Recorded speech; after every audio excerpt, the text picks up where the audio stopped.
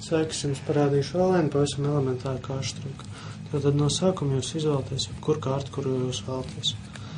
Pieņemsim, ka jūs izvēlaties šo te.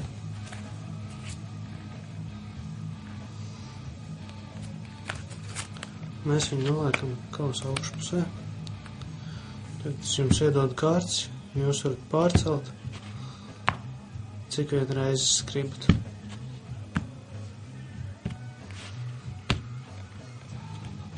Un kur vien gribat. Pieņemsim, ka pietiek. Un tagad es noteikšu, kurā pozīcijā ir jūsu kārtas. Manuprāt, viņi ir otrajā.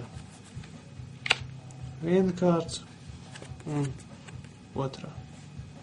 Jūsu kārts. Vēlaties vēlreiz, labi, parādīt vēlreiz. Tātad jūs izvēlaties kārti. Un šī te. Mēs viņu noliekam augšā.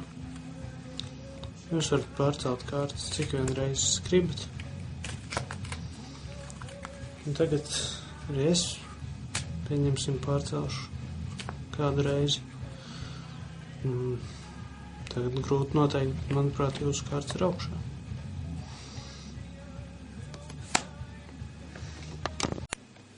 Tātad es jums izskaidrošu triku, ko nu pat jums parādīju.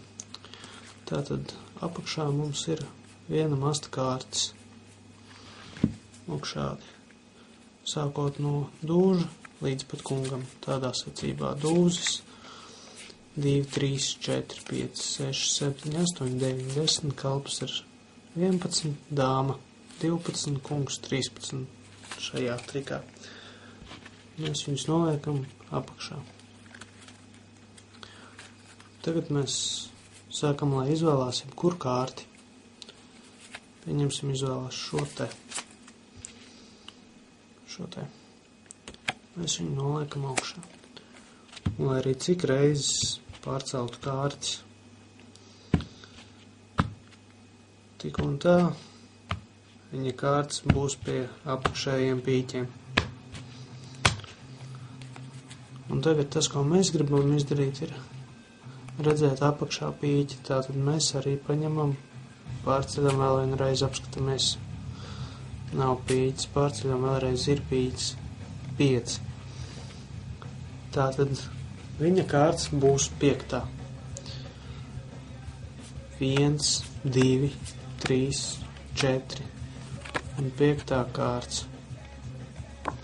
Paldies, ceru, ka patika.